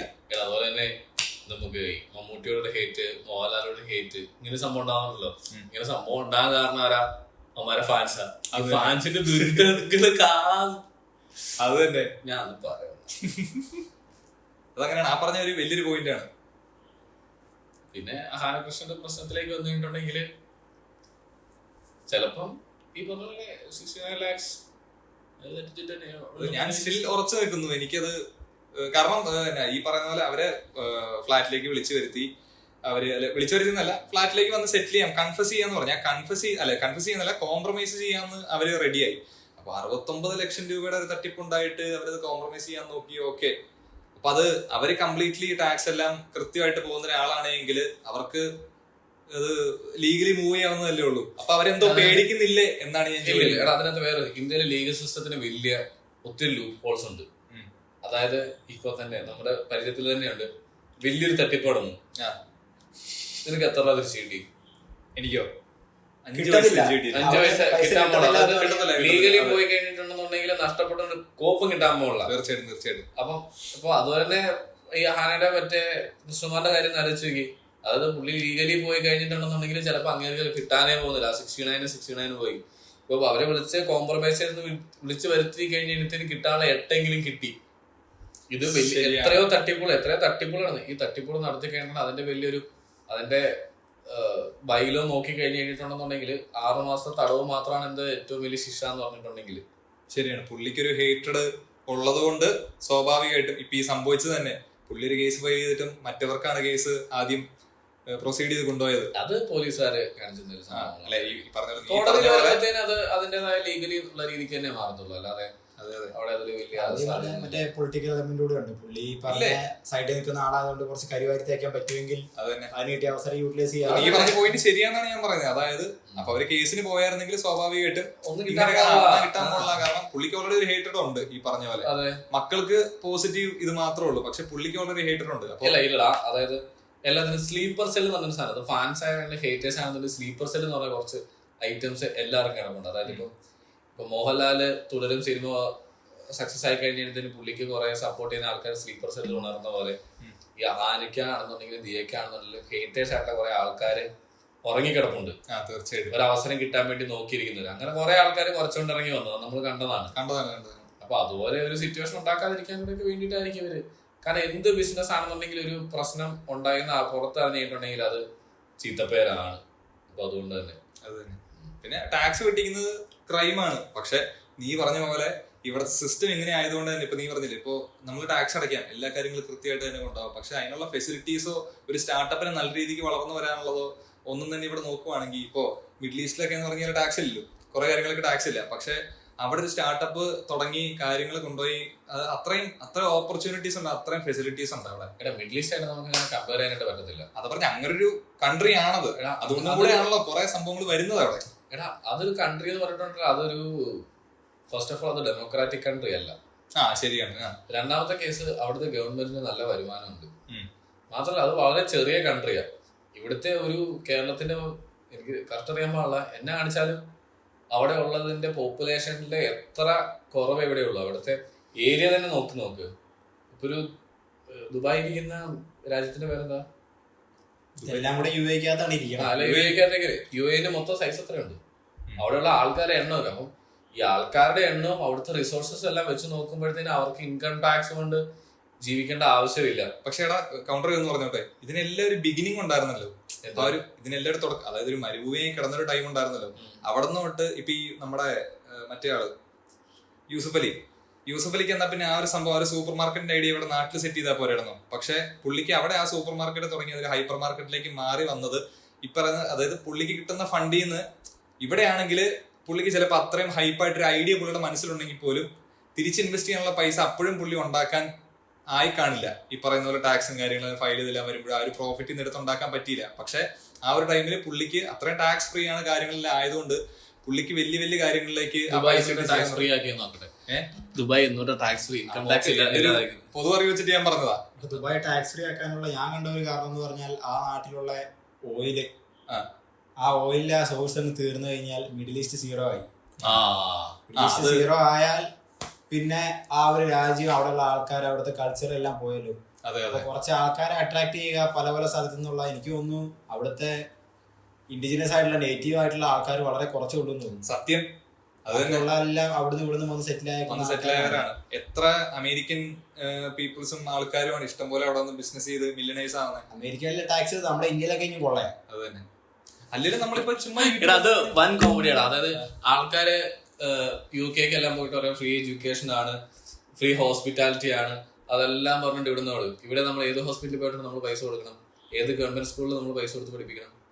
നമുക്കിപ്പോൾ ഇപ്പം എന്റെ അപ്പന് മറ്റേ ഡെങ്കിപ്പനി ഉണ്ടായി കഴിഞ്ഞപ്പോഴത്തേനും നേരെ ആശുപത്രിയിലേക്ക് ഉണ്ടായതായത്. നമ്മുടെ ഫ്രണ്ട്സ് എല്ലാം അവരെല്ലാം എന്തെങ്കിലും അസുഖം ഉണ്ടെന്നുണ്ടെങ്കിൽ നാട്ടിൽ വന്നിട്ടാണ് വരുന്നത്. ഒരു ഡോക്ടറിന്, ഒരു പനിയായിട്ട് ഒരു ഡോക്ടറിനെ കൺസൾട്ട് ചെയ്യണമെന്നുണ്ടെങ്കിൽ ചാർട്ട് ചെയ്യണം. ഒരു മാസം 1.5 മാസം കഴിഞ്ഞിട്ട് ചിലപ്പോൾ അന്നേരത്തിന് ഒരു പനിയൊക്കെ വന്ന് പോയിട്ടുണ്ടായിരിക്കും. ഏറ്റവും കോമഡിയുള്ള കേസ് മിലിറ്ററി ഹോസ്പിറ്റലിൽ ഡിപ്പെൻഡന്റ് കാർഡ് ഉണ്ട് മാതാപിതാക്കൾക്ക്. പക്ഷെ എന്നാലും ഈ പറയുന്ന പോലെ അവരുടെ സിസ്റ്റം എങ്ങനെ വർക്ക് ചെയ്യുന്നത്. ഇതിന്റെ അപ്പനൊരു ബുദ്ധിമുട്ടുണ്ട്. അല്ല എന്തെങ്കിലും ഇപ്പൊ ഒരു എന്തെങ്കിലും ഹേർട്ട് സംബന്ധമായിട്ടുള്ള സംഭവം ഒന്ന് കൂട്ടിക്കോ. അപ്പോ അവിടെ ചെന്ന് ആദ്യത്തെ കൺസൾട്ടേഷൻ കഴിഞ്ഞ് ഒരു 2 മാസം വെയിറ്റ് ചെയ്യണം അടുത്തൊരു MRI സ്കാനിങ്ങിൽ എടുക്കണമെങ്കിൽ. അങ്ങനെയാണ് ഇത് പോകുന്നത്. സ്വാഭാവികമായിട്ട് നേരെ തിരിച്ചല്ലേ വരേണ്ടത്. അങ്ങനെയൊക്കെയാണ് കാര്യങ്ങൾ. നമ്മളിപ്പോ ടാക്സ് ഫ്രീയുടെ കേസാണ്. അതായത് ദുബായ് എന്ന് പറഞ്ഞാൽ മരുഭൂമിയാണ്. ആ മരുഭൂമിയിലെ എണ്ണ തീർന്നിട്ടുണ്ടെങ്കിൽ പിന്നെ ഒന്നുമില്ല. അപ്പൊ അവർക്ക് ഇത് ചെയ്യാന്ന് വെച്ചിട്ടുണ്ടെന്നുണ്ടെങ്കിൽ മാക്സിമം ആൾക്കാരെ അങ്ങോട്ടേക്ക് അട്രാക്ട് പക്ഷെ അവിടെ ഈ പറഞ്ഞത് പുതിയ കാര്യങ്ങൾ ഇംപ്ലിമെന്റ് ചെയ്യാൻ വരാനൊരു കാരണം ഇതുപോലൊരു വൈഡ് ഓപ്പർച്യൂണിറ്റി അവിടെ ഉണ്ട് എന്ന് മനസ്സിലാക്കിയിട്ട് തന്നെയല്ലേ. പിന്നെ പൈസ വൈഡ് ഓപ്പർച്യൂണിറ്റി അവിടെ ഭയങ്കര ലിമിറ്റഡ് ഓപ്പർച്യൂണിറ്റിയാണ്. എടാ അതല്ലടാ, നമുക്കവിടെ അത്രത്തോളം പൈസ ഉണ്ടാക്കാൻ സാധിക്കും. നമുക്കൊരു ഇപ്പൊ ഒരു 100 രൂപ കിട്ടിക്കഴിഞ്ഞാല് നമ്മുടെ ഒരു ബിസിനസ്സിൽ നമുക്കൊരു 1000 രൂപ കിട്ടിക്കഴിഞ്ഞാല് അതൊരു 900 രൂപ നമ്മുടെ തന്നെയാണെന്നുള്ളൊരു സംഭവത്തിലേക്ക് വരുവാണെങ്കിൽ വീണ്ടും ആ 900 രൂപ 500 രൂപ എടുത്ത് അടുത്തേക്ക് ഇൻവെസ്റ്റ് ചെയ്യാൻ പറ്റും, വേറൊരു കാര്യം ബിൽഡ് ചെയ്യാൻ പറ്റും. ഇവിടെ ഇന്ത്യയിലാണെങ്കിൽ 1000 രൂപയ്ക്ക് ഒരു സംഭവം നമുക്ക് ചെയ്തു, നമുക്ക് അതിൽ നിന്നൊരു 500 ആയിരിക്കും കിട്ടത്തുള്ളൂ, നമ്മുടെ പ്രോഫിറ്റ് ചിലപ്പോൾ 300 ആയിരിക്കും എന്ന് കൂട്ടിക്കോ. അപ്പൊ 300 നമ്മുടെ ചെലവ് എക്സ്പെൻസ് മാത്രം ഓടിക്കാൻ അല്ലെങ്കിൽ ആ രീതിക്ക് ബാക്കിയുള്ള സംഭവങ്ങളിലേക്കേ പറ്റുന്നുള്ളൂ, നമ്മുടെ പേഴ്സണൽ സംഭവങ്ങളിലേക്കേ പറ്റുന്നുള്ളൂ. പുതിയൊരു ബിസിനസ്സിലേക്ക് ഇംപ്ലിമെന്റ് ചെയ്യാനുള്ള കാശ് അവിടെ ഇല്ല. ഇത് അവിടെ സംഭവിക്കുമല്ലോ നേരെ തിരിച്ച്. അതാണ് ഞാൻ പറഞ്ഞത്. അവിടെ ഈ പറഞ്ഞ പോലെ തന്നെ നമുക്ക് ഫൈനാൻഷ്യലി കൃത്യമായിട്ടുള്ള കണക്ക് അറിയത്തില്ല. നിനക്കോ എനിക്കോ ഇവനും അറിയത്തില്ല. എടാ അവർക്കറിയില്ല, നമുക്കറിയത്തില്ല അവിടെ എത്ര കസ്റ്റമേഴ്സ് വരുന്നുണ്ട്. അവിടെ ഒരു 500 രൂപ പുള്ളിക്ക് സാധനം സെയിൽ ചെയ്ത് കഴിഞ്ഞിട്ടുണ്ടെങ്കിൽ എത്ര രൂപയാണ് ലാഭം എന്നുള്ള കേസ് നമുക്കറിയത്തില്ല. അത് കണക്കിൽപ്പെടാത്ത ഇഷ്ടം പോലെ പൈസ കൊടുക്കുന്ന സ്ഥലമാണ് UAE എന്ന് പറയുന്നത്. ഈ കണക്ക് ആരും ബോധിപ്പിക്കേണ്ട കാര്യം. അതുപോലെ തന്നെ ഇവിടെയും അതുപോലെ തന്നെ സൂപ്പർ മാർക്കറ്റിൽ നിന്ന് 500 രൂപയ്ക്ക് പുള്ളിക്ക് എത്ര രൂപ ലാഭം കിട്ടിയിട്ടുണ്ടെന്നുള്ള കാര്യം നമുക്കറിയത്തില്ല. അത് തന്നെ. അപ്പൊ അതുകൊണ്ട് തന്നെ പുള്ളി അവിടെ മാർക്കറ്റ് സൂപ്പർ അല്ല, ഞാൻ കമ്പയർ ചെയ്ത് പറഞ്ഞേ ഉള്ളൂ. എങ്ങനെ പോയാലും അവരുടെ റേഷ്യോ ഉണ്ടാവൂലോ. എങ്ങനെ പോയാലും ഇവിടെ കുറവിടെ കൂടുതൽ തന്നെ ആയിരിക്കും എന്നാക്കിയാന്ന് പറഞ്ഞാലും അല്ലെ, അവരുടെ റേഷ്യോ അങ്ങനെ തന്നെ ആയിരിക്കും. കാരണം ഇൻകം ടാക്സ് ഇല്ലാത്തതുകൊണ്ട് തന്നെ അത് അവളൊരു പോസിബിലിറ്റി ഉണ്ട്. അപ്പൊ സ്വാഭാവികമായിട്ട് ആൾക്കാർ അങ്ങോട്ടാണല്ലോ പോകത്തുള്ളൂ. അവിടെ ടാക്സ് ഉണ്ടെന്ന് നോക്കി, ഇപ്പം ഒരു 10% ടാക്സ് അവിടെ ഉണ്ടെന്ന് നോക്കി, എന്നാലും അവിടെ സൊസൈറ്റി ഏറ്റവും സേഫസ്റ്റ് ആയിട്ടുള്ള സ്ഥലം. അത് തന്നെ, അത് മെയിൻ ഒരു കാര്യം. എവിടെ ഇപ്പൊ ചേട്ടൻ്റെ പറയേണ്ട കാര്യമില്ല. ഒരു സുഖമായിട്ട് എന്ത് വേണേലും അവിടെ വിശ്വസിച്ച് പോവാം. പെൺകുട്ടികൾക്ക് ഓപ്പൺ ആയിട്ട് നടക്കാൻ പറ്റും. ഇപ്പൊ നമ്മൾ ഈ 30% ടാക്സ് അടയ്ക്കുകയെന്ന് തന്നെ വെക്കട്ടെ, നമുക്ക് ഈ പറഞ്ഞ പോലെ നല്ല ഫുഡ്, നല്ല ഹെൽത്ത് കെയർ, ഈ നല്ല നല്ല റോഡുകള്, പരിപാടി, നമ്മളൊരു ബിസിനസ് തുടങ്ങാനായിട്ടൊരു ഗവൺമെന്റ് ഇൻസ്റ്റിറ്റ്യൂഷനിൽ പോയി കഴിഞ്ഞാൽ അവിടെ ഉള്ളവർക്ക് ചിലപ്പോൾ ഒരു 10 രൂപ കൊടുക്കേണ്ടി വരും. എന്നിട്ട് അത് മാസങ്ങൾ വെയിറ്റ് ചെയ്തിട്ടായിരിക്കും നമുക്ക് ആ ബിസിനസ് സ്റ്റാർട്ട് ചെയ്ത് കിട്ടുന്നത്. ഈ തലവേദനയൊന്നുമില്ല, ഇത് പെട്ടെന്ന് ക്ലിയർ ആവുന്നു. നമുക്കൊരു പൈസ ഉണ്ടാക്കാനുള്ള ഒരു വഴി നമ്മുടെ നാട്ടിലെ ആൾക്കാരും ഇൻസ്റ്റിറ്റ്യൂഷൻസ് എല്ലാം നമ്മളെ സപ്പോർട്ട് ചെയ്യുമ്പോൾ നമുക്ക് തോന്നുന്നു എന്നുള്ളൊരു സ്റ്റേജൊക്കെ ആണെങ്കിൽ ഈ ടാക്സ് അടയ്ക്കുന്നതിനും ആൾക്കാർക്ക് ഒരു ബുദ്ധിമുട്ടുണ്ടാവില്ല. ഇന്ന് നമ്മുടെ നാട്ടിൽ നിന്ന് ഈ കഴിവുള്ള ആൾക്കാരെല്ലാം വെളിയിൽ പോയി അവിടെ പോയി സെറ്റിൽ ആവുന്നു. അതെ, നമ്മുടെ നാടിന്റെ കുഴപ്പമുള്ളതുകൊണ്ടല്ല. നമ്മുടെ നാട് എന്ന് പറഞ്ഞാൽ സസ്റ്റെയിൻ ചെയ്യാൻ കഴിവുള്ള ഒരു സ്ഥലമാണ്. ഇപ്പൊ മിഡിൽ ഈസ്റ്റിന്റെ ഒരു റിസോഴ്സ് നോക്കി കഴിഞ്ഞു കഴിഞ്ഞാൽ അവിടുത്തെ മണ്ണിൽ എന്നാ വളരാന്. അത് തന്നെ. ഇന്ത്യ എന്നുള്ളതല്ല, ഇന്ത്യയിൽ നിന്ന് എത്ര ആൾക്കാരാണ് പുറത്തു പോയി മില്യണേഴ്സ് ആയിരിക്കുന്നത്. ഇഷ്ടംപോലെ കമ്പനികളുടെ, അതായത് നമുക്കറിയാം സുന്ദർ പിച്ചായി ഗൂഗിളിന്റെ CEO ആണ്, തമിഴ്നാടുകാരനാണ്. അങ്ങനെ നോക്കുവാണെങ്കിൽ എത്ര പേരാണ് നമ്മുടെ മറ്റേ ചെസ് ചാമ്പ്യൻ ആയ പുള്ളിയുടെ പേരെന്നായിരുന്നു, ഗുകേഷ്. പിന്നെ മറ്റേ വേറൊരുത്തരം കൂടെ ഇല്ലേ, 8ാം സ്ഥാനത്ത് വരുന്ന ഒരാളും കൂടെ ഉണ്ടല്ലോ, അത് ഇന്ത്യക്കാരനാണ്. അങ്ങനെ എന്തൊക്കെയാണ് ഞാൻ പറഞ്ഞത്. അതായത് മറ്റേ മാഗ്നസ് എന്നല്ലായിരുന്നു മറ്റേ ടോപ്പായിട്ട് നിന്ന ആളുടെ പേര്, മാഗ്നസ് കാൾസൺ. അത് തന്നെ. മറ്റേ ഗുകേഷ് എന്നല്ലേ, ഇത് ഗ്ലൂക്കേഷ് എന്നാണ്. ഗുകേഷ് വന്നു, പിന്നെ മറ്റേ ആള് വന്നു. അങ്ങനെ അതാണ്, അത്രയും കേപ്പബിലിറ്റി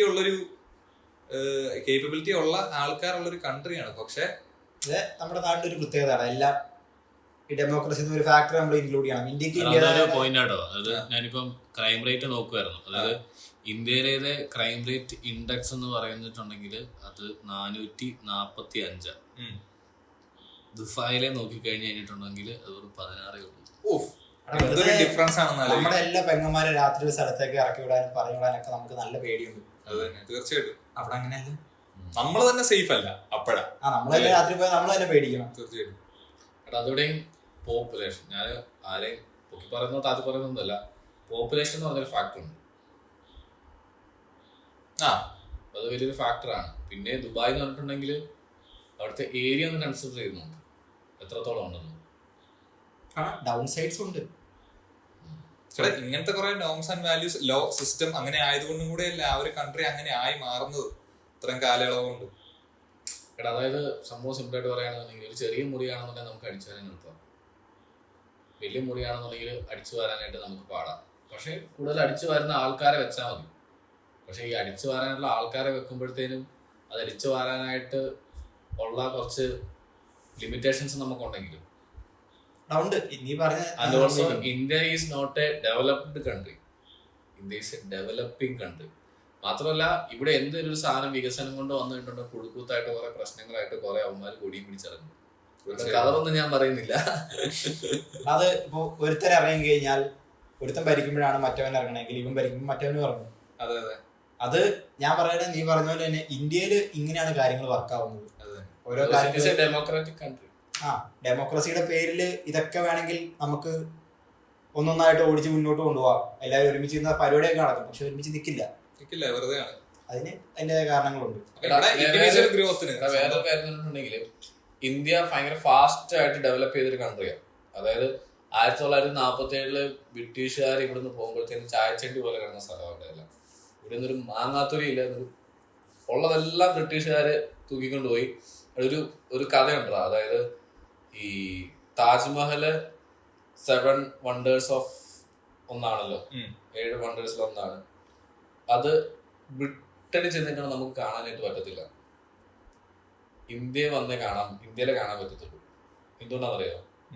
ബ്രിട്ടീഷുകാർക്ക് പോയതിന് അത് തൂക്കിയെടുത്തോണ്ട് പോകാൻ പറ്റിയില്ല. അതുകൊണ്ട് കാരണം സകലമാന സാധനങ്ങൾ പറഞ്ഞതിനെ സംബന്ധിച്ചിട്ടുണ്ടെങ്കിൽ ബ്രിട്ടീഷുകാര് ഇവിടെ ഉണ്ടാകുന്ന സകലമാന സാധനങ്ങൾ അടിച്ചെടുത്തോണ്ട് പോയി, എല്ലാം കൊണ്ടുപോയി. താജ്മഹൽ ആ സാധനം പൊക്കിക്കൊണ്ട് പോകാൻ പറ്റത്തില്ലാതായതുകൊണ്ട് മാത്രം അവന്മാരോട് പോയതാ, അത്രേ ഉള്ളൂ. പിന്നെ ഇപ്പൊ നീ പറയുന്നതിന് വേണേ കൗണ്ടറായിട്ട് പറയാം, ബ്രിട്ടീഷുകാർ ഇവിടുന്ന് കൊണ്ടുവന്നിട്ട് നമ്മൾ നിന്ന് കൊടുത്തിട്ടാണ് കൊണ്ടുപോയത്. ഇപ്പം റേസിസം സ്ലേവറുടെ കേസൊക്കെ ആൾക്കാർ പറയുമ്പോൾ ആഫ്രിക്കയിൽ ചെന്ന് ഇവന്മാര് വെള്ളക്കാരെ ഇറങ്ങിയ വഴി അവനെയും കുറിച്ച് അവനെ 15 രൂപയ്ക്ക് മേടിക്കാം എന്ന് പറഞ്ഞതല്ല, ഓൾറെഡി ആഫ്രിക്കക്കാരിൽ തന്നെ അവിടെ സ്ലേവ്സിനെ വിൽക്കുന്നുണ്ടായിരുന്നു. അവന്മാരെടുത്തുനിന്നാണ് ഇവന്മാരെ ആൾക്കാരെ പിടിച്ചുകൊണ്ട് പോകുന്നത്. എന്നിട്ടാണ് പിന്നെ അത് എസ്റ്റാബ്ലിഷ്ഡ് ആയത്. ഇനി നമുക്ക് മറ്റേ ടോക്കിന് ഒരു കൺക്ലൂഷനിലേക്ക് വരാം. ദിയാകൃഷ്ണയുടെ സംഭവത്തിലേക്ക്. അപ്പൊ ദിയാകൃഷ്ണയുടെ സംഭവം എന്താ പറയാനുള്ളത്, ഇപ്പോഴും മിസ്റ്ററിയാണ്. നമുക്ക് അതിനുള്ള ഞങ്ങളെല്ലാ കുറെ വീഡിയോസും കാര്യങ്ങളും ഞങ്ങൾ കണ്ടിട്ടില്ല. മൊത്തമുള്ള ഒരു കുറച്ച്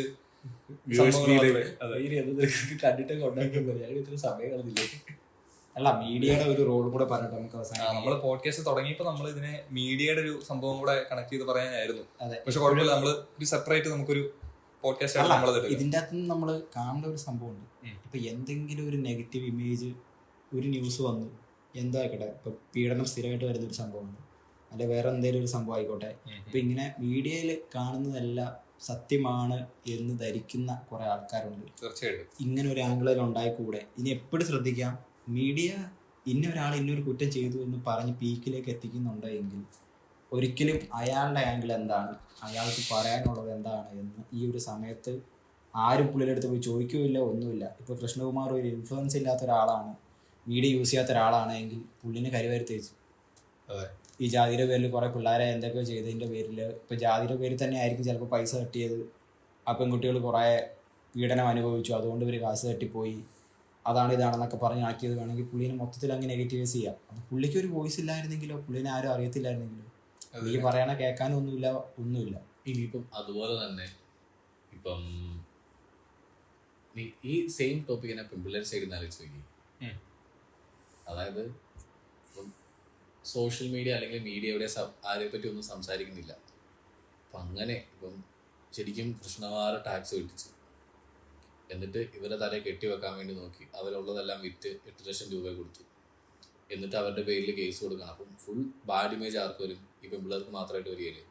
ഇപ്പം ഒരു മീഡിയ ഉള്ളതുകൊണ്ടല്ലേ അവർക്ക് അവരുടെ സൈഡ് പറയാനെങ്കിലും പറ്റിയത്. പക്ഷെ അവരുടെ സൈഡ് പറഞ്ഞത് വൻ കോമഡി ആയി പോയി. അവരെ പ്രിപ്പയർ അപ്പോൾ മീഡിയ ഉള്ളതുകൊണ്ടാണ് അങ്ങനെ അവർക്ക് എന്തെങ്കിലും സംസാരിക്കാനുള്ള ചാൻസ് എങ്കിലും കിട്ടിയത്. അതാണ്. പക്ഷെ നല്ലപോലെ വർക്ക് ചെയ്യേണ്ട ഒരു മീഡിയ ഒരു അജണ്ട ഫോളോ ചെയ്ത് തന്നെയാണ് അവിടെ വർക്ക് ചെയ്തത്, അല്ലേ?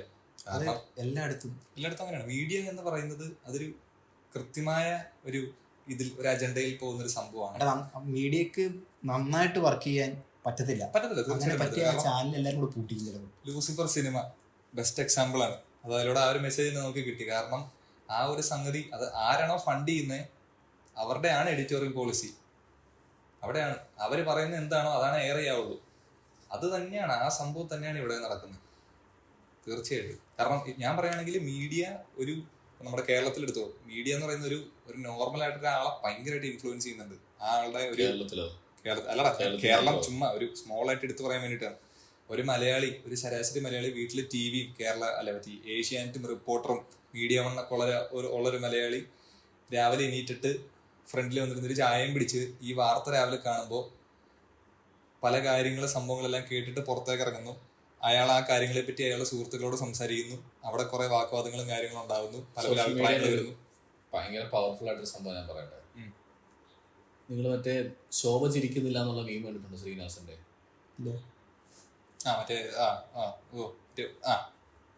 കടയിൽ കയറിയ ബാർബർ, മറ്റേതാ കടലിൽ കയറിയ വൃദ്ധൻ ബാർബറോട് എന്തൊക്കെയുണ്ട് കട്ടിങ് ഷേവിങ്, എന്നിട്ട് തന്നെ ശ്രീനിവാസൻ ചോദിച്ചത് ശോഭ ചിരിക്കുന്നില്ല എന്ന് പറയുന്നൊരു മീം കണ്ടിട്ടില്ല? പക്ഷെ സിനിമയ്ക്കകത്ത് അങ്ങനെ ഡയലോഗ് ഇല്ല. അത് ശോഭ ചിരിക്കുന്നില്ല എന്ന് പറയുന്ന ഒരു ഡയലോഗ് ആ സിനിമയ്ക്കകത്തേ ഇല്ല.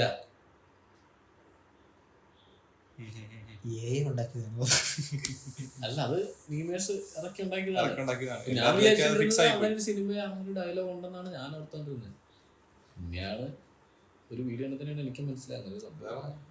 ആൾക്കാർ വേറെ ചിന്തിക്കാനും പോലുള്ള മീഡിയ തുപ്പുന്നത് അതേപോലെ വിഴുകുന്നു. അതാ പറഞ്ഞു, ഞാൻ ഒരാളുടെ ആ ഒരു ക്യാരക്ടർ ഡെവലപ്മെന്റ് മീഡിയ ഭയങ്കരമായിട്ട് ഇൻഫ്ലുവൻസ് ചെയ്യുന്നുണ്ടെന്നാണ് ഞാൻ ഉദ്ദേശിച്ചത്.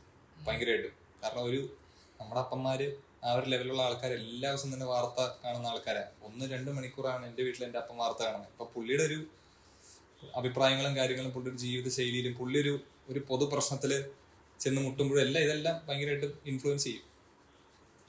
നമ്മളറിയാതെ തന്നെ നമ്മളെ കൺട്രോൾ ചെയ്തുകൊണ്ടിരിക്കുകയാണ് കാര്യങ്ങൾ. എടാ, നീ ആ കുട്ടികളുടെ, അതായത് ആ പെൺകുട്ടികളുടെ സൈഡ് പറഞ്ഞു എന്ന് നീ പറഞ്ഞല്ലോ. ഞാൻ ഉദ്ദേശിച്ചതാണ്, ഒരു പ്രശ്നം നടന്നു കഴിഞ്ഞാൽ 2 സൈഡും മീഡിയയിൽ വരാറില്ല, ഏതെങ്കിലും ഒരു സൈഡാണ് വരാറുള്ളൂ. അതെ, മറ്റേ ആൾക്ക് എന്തെങ്കിലും, മോശം കാര്യം ചെയ്ത ആൾ തന്നെ ആയിക്കോട്ടെ, ആൾക്ക് എന്തെങ്കിലും പറയാൻ കാണില്ല, എന്തെങ്കിലും ഒരു കാരണം കാണുമല്ലോ. അത് പറയാനുള്ള ഒരു അവസരം മീഡിയ ഉണ്ടാക്കാറില്ല. അങ്ങനെ ഉണ്ടാക്കി കഴിഞ്ഞാൽ ചിലപ്പോൾ ഇത്രയും ഹൈപ്പ് ഒരു ന്യൂസിനും കിട്ടില്ല. അതുകൊണ്ടായിരിക്കും ഇവിടെ സംഭവിച്ചത്.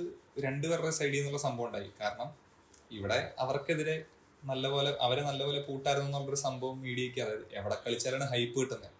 ഈ പിള്ളേരെ കുറച്ചുകൂടെ, ഈ പിള്ളേർ പറയുന്ന കാര്യങ്ങളെ കുറച്ചുകൂടെ ഹൈലൈറ്റ് ചെയ്ത് ആ രീതിക്ക് കൊടുക്കുവാണെങ്കിൽ കംപ്ലീറ്റ്ലി കോൺട്രവേഴ്ഷ്യൽ ആവും. ഇപ്പം സംഭവം വെച്ചിട്ടുണ്ടെങ്കിൽ വാർത്താ ചാനലുകൾക്ക് ഒത്തിരി അവരുടെ അജണ്ട നടപ്പാക്കാനായിട്ട് പറ്റത്തില്ല. അവരുടെ അജണ്ടയല്ല, അവരെ കൺട്രോൾ ചെയ്യുന്നവരുടെ അജണ്ട. അവരുടെ കൺട്രോൾ ചെയ്യുന്നവരുടെ അജണ്ട അജണ്ടയാണല്ലോ. കാരണം ഇപ്പൊ സോഷ്യൽ മീഡിയ എന്ന സാധനമുണ്ട്. അത് തന്നെ, അത് തീർച്ചയായിട്ടും. ഇപ്പം ഞാൻ ചാനലിന്റെ മുതലാളിയാണ്. ഞാൻ എൻ്റെ രീതിക്കാണ് കാര്യങ്ങൾ വരണ്ടേന്ന് പറഞ്ഞാൽ പോലും ഞാൻ എന്തോരം ഫോഴ്സ് ചെയ്താലും മറ്റേ സൈഡിൽ കൂടെ ഫോണിനകത്തോടെ മൊബൈലിനകത്തോടെ സാധനം കയറി വരും. പക്ഷേ സോഷ്യൽ മീഡിയക്കകത്തും ഈ ഒരു സംഭവമുണ്ട്.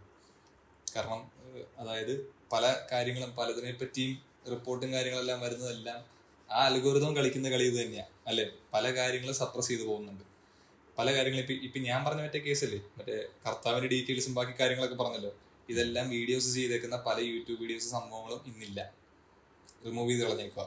69 ലക്ഷം രൂപ അവർ തട്ടിയോ ഇല്ലയോ ഡൗട്ടുണ്ട്. അതെ, എനിക്ക് ഡൗട്ടുണ്ട്. എനിക്ക് കൃത്യമായിട്ടുള്ള ക്ലൂകൾ കിട്ടണം. ടാക്സ് വെട്ടിക്കാനായിരിക്കും, ആയിക്കോട്ടെ, ഒരവസരം കിട്ടി ചിലപ്പോൾ നമ്മൾ വെട്ടിക്കും.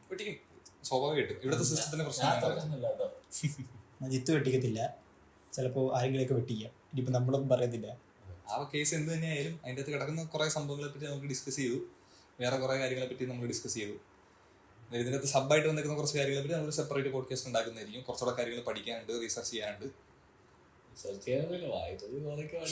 അല്ല, നമ്മള് ഇങ്ങനത്തെ ചില കാര്യങ്ങൾ ഡീൽ ചെയ്യുമ്പോൾ നമ്മൾ പഠിച്ചിട്ട് പറഞ്ഞ ഞാൻ നേരത്തെ എനിക്ക് ഓൾറെഡി ഞാൻ കുറെ കാര്യങ്ങൾ ഇങ്ങനെ, എനിക്ക് ഈ സംഭവങ്ങളൊക്കെ ഭയങ്കര ഇൻട്രസ്റ്റ് ആണ്.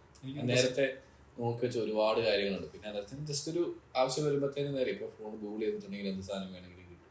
ഇപ്പോൾ ഗൂഗിളിലാണെന്ന് എനിക്ക് സോർട്ട് ഔട്ട് ചെയ്യും. ഇപ്പോൾ ഗൂഗിളിലാണെന്നുണ്ടെങ്കിൽ നേരത്തെ സെർച്ച് ചെയ്യുമ്പോഴത്തേനും സൈറ്റാണ് ഓപ്പൺ വന്നിട്ടുണ്ട്. ഇപ്പം ഓവർവ്യൂ എന്ന് പറഞ്ഞൊരു സംഭവം ഗൂഗിളുണ്ട്. ഭയങ്കര ഉപകാര സാധനം. അല്ലെങ്കിൽ പിന്നെ ഓരോ സൈറ്റ് നോക്കി അങ്ങനെ തന്നെ നോക്കണം. കീവേഡ്സ് വെച്ച് എല്ലാ വെബ്സൈറ്റിൽ നിന്ന് ഏതാണോ മിനി വേർഷൻ സാധനം ഉണ്ട്. അപ്പോൾ ഓൺലൈൻ ഭയങ്കര സിമ്പിളാണ് ഇപ്പോൾ കാര്യങ്ങളെല്ലാം കണ്ടുപിടിക്കാൻ.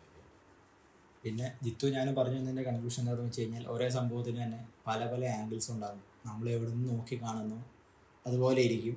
പിന്നെ സത്യം എന്താണ് എന്ന് ആ പരിപാടിയിൽ ഇൻക്ലൂഡഡ് ആയിട്ടുള്ള ആൾക്കാർക്ക് മാത്രമാണ് അറിയാൻ പറ്റുള്ളൂ. തീർച്ചയായിട്ടും നമ്മൾ നമ്മുടെ അഭിപ്രായങ്ങൾ പറയാം, ഇങ്ങനെ ആവാൻ പാടില്ല എന്ന് പറയാം. അത് ഇപ്പോൾ വേറെ ചിലപ്പോൾ ഇതൊരു PR മാജിക്കും ആയിരിക്കും. കാരണം ഈ ദിയ കൃഷ്ണയ്ക്ക് എങ്ങനെ ബിസിനസ് ഉണ്ടെന്ന് ഞാൻ അറിഞ്ഞപ്പോഴാണ്. അന്നാ വേടൻ്റെ പരിപാടി, വേടൻ എന്ന് പറഞ്ഞ ആള് ആരാന്ന് അച്ഛനും അമ്മയ്ക്കും ഒന്നും അറിയത്തില്ലായിരുന്നു. ഈ ഒരു ഇഷ്യൂവിന് ശേഷം പുള്ളിയുടെ പാട്ട് ഒരു കേൾക്കാൻ തുടങ്ങി, പുള്ളി ആരാന്ന് അറിയാൻ ചെയ്തു, പുള്ളിയുടെ പോപ്പുലാരിറ്റി കൂടി. അല്ല, വലിയൊരു ചാൻസ് ഉള്ള കാര്യം തന്നെ അത്. തീർച്ചയായിട്ടും വേടനെ പിടിച്ചത് മറ്റേ കേസിനാണ്. അതെ അതെ അല്ലാതെ അതിന്റെ ഫുള്ള പോപ്പുലാരിറ്റി കൂടി എന്ന് പറയുന്നത് അവിടെ നെഗറ്റീവ് ആയിട്ടുള്ള ഇമേജ് അല്ല, പോസിറ്റീവ് ആയിട്ട് ഇമേജ് കുറച്ച് negative publicity. End of the day Diya Krishna ഇതിന്റെ അകത്ത് വളരെ ഇന്നസെന്റ് ആയിട്ട് വളരെ ഓണസ്റ്റ് ആയിട്ട് കൊണ്ടുപോയി അല്ല ഒരു ബിസിനസ് മാൻ ആണെന്നുള്ള രീതിക്ക് കാര്യങ്ങൾ തെളിഞ്ഞല്ലോ. പുള്ളിക്കാരിക്ക് ഒരു നീ പറഞ്ഞ പോലെ ഒരു PR ലെവലിൽ നോക്കുവാണെങ്കിൽ അത് തന്നെയല്ലേ സംഭവിച്ചേ. Maybe or maybe not. അവർക്ക് വേറെ ഇൻവെസ്റ്റേഴ്സ് ഒന്നും ഇല്ലാത്ത സ്ഥിതിക്ക് പിന്നെ വേറെ വലിയ പേടിക്കാനില്ല. ഇൻവെസ്റ്റേഴ്സ് ഒക്കെ ഉള്ളവർക്ക് അങ്ങനെ വലിയ പ്രശ്നങ്ങളൊക്കെ ഉണ്ടാകും. പിന്നെ നമ്മൾ വലിയ വലിയ കളികൾ കളിക്കാൻ തുടങ്ങി കഴിഞ്ഞാൽ വലിയ വലിയ ഇടികൾ നമുക്ക് കിട്ടാൻ തുടങ്ങും. തീർച്ചയായിട്ടും അതൊരു ഫാക്റ്റാണ്. പിന്നെ എന്നെയൊക്കെ സത്യസന്ധമായി പണിയെടുത്തോണ്ടിരുന്ന ഒരാളാന്ന് പറഞ്ഞു കഴിഞ്ഞാലും ഇവിടുത്തെ ഒരു സിസ്റ്റം അനുസരിച്ച് കുറച്ച് കഴിയുമ്പോഴത്തേക്ക് നമ്മൾ എന്തൊരു അഴിമതി അതൊക്കെ കാണിക്കും. എന്നാലും പിടിച്ചേക്കാൻ പറ്റത്തുള്ളൂ. ഈ കണക്ക് വയസ്സ് നോക്കിക്കഴിഞ്ഞിട്ടുണ്ടെങ്കിൽ 5 കോടി രൂപ ടേൺ ഓവർ ഈ പറഞ്ഞ 69 നമുക്കൊന്ന് സോർട്ട് ഔട്ട് ചെയ്ത് ഡൈല്യൂട്ട് ചെയ്ത് 50 ലക്ഷം ആക്കാം. എത്ര പെർസെന്റേജ്?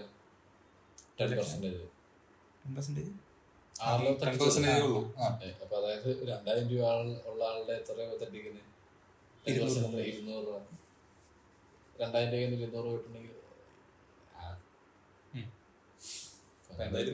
സത്യം അവർക്കാണ് അറിയാവുള്ളൂ. സത്യം പണ്ടത്തെ ആൾക്കാർ കൃഷ്ണ പറയൂ എന്നെ വിളിച്ചിട്ട് നീ നേരത്തെ എന്തെങ്കിലും വിളിക്കുന്നത്. അപ്പൊ ശരിയതാ, അടുത്ത ദിവസം കാണാം. ഒരു കാര്യം കൂടെ പറഞ്ഞിട്ട് നിർത്താം. പണ്ടത്തെ ആൾക്കാർ പറയും സത്യം ഒരു ടൈം കഴിയുമ്പോൾ മറ പൊട്ടിച്ചിറങ്ങി വരും, അതൊരിക്കൽ തെളിയുമെന്നൊക്കെ പറയും. പക്ഷെ എന്നാലും ഇപ്പൊ സംഭവിക്കുന്നത് അങ്ങനെയൊന്നുമല്ല. സത്യം സ്റ്റിൽ അവിടെ തന്നെ കിടക്കുന്ന ഒരു അവസ്ഥയിലാണ് നമ്മൾ പോയിക്കൊണ്ടിരിക്കുന്നത്. അല്ലടാ സത്യം ഒരു പരിധി വരെ. അല്ല ഞാൻ പറയട്ടെ, ഒരു പരിധി വരെ ഞാൻ ഉദ്ദേശിച്ചത്. സത്യം എല്ലാവർക്കും അറിയാം. സത്യത്തിന് വളച്ചൊടി സത്യം എല്ലാവരും അറിയുന്നുണ്ട്. പക്ഷെ ഒരുപാട് നുണകൾക്കിടയിൽ നിന്ന് ഏതാണ് സത്യം എന്നുള്ള കാര്യം നമുക്ക് തിരിച്ചെടുക്കാനേ പറ്റുന്നില്ലാത്ത. ഞാനിപ്പോ എന്ത് സംഭവം സംഭവിച്ചു കഴിഞ്ഞാൽ എന്റെ സത്യം പുറത്തു വരുന്നുണ്ട്. അതിന്റെ കൂട്ടത്തിൽ ഒരു 9 കള്ളം കൂടെ വരുന്നുണ്ട്. അപ്പം മൊത്തത്തിൽ ഒരു 10 ആയിട്ടുണ്ട്. പിന്നെ ഏതാണ് സത്യം ഏതാണ് നുണാന്ന് നമുക്ക് മനസ്സിലാക്കാൻ പറ്റുന്നില്ല. ഇപ്പൊ തന്നെയാണെന്നുണ്ടെങ്കിൽ നിനക്കൊരു അഭിപ്രായം, എനിക്ക് വേറെ അഭിപ്രായം, ഇവര് വേറെ അഭിപ്രായം വന്നതിനു ശരിക്കും നമ്മുടെ ഓർമ്മയായിരിക്കും ശരി. മറ്റൊരാൾക്ക് ശരിയായി തോന്നാം. ആ ലെവലിലേക്ക് വരുമ്പോൾ ശരിയാണ്. ഏതാണ് ശരി? ഈ വീഡിയോയുടെ വെച്ച് നിർത്തുന്നതായിരിക്കും ശരി. ഓക്കെ, അപ്പോൾ അടുത്തൊരു വീഡിയോയിൽ അടുത്തൊരു വെട്ടിക്കെട്ട് ടോപ്പിക്കുമായിട്ട് വീണ്ടും വരാം. Bye bye.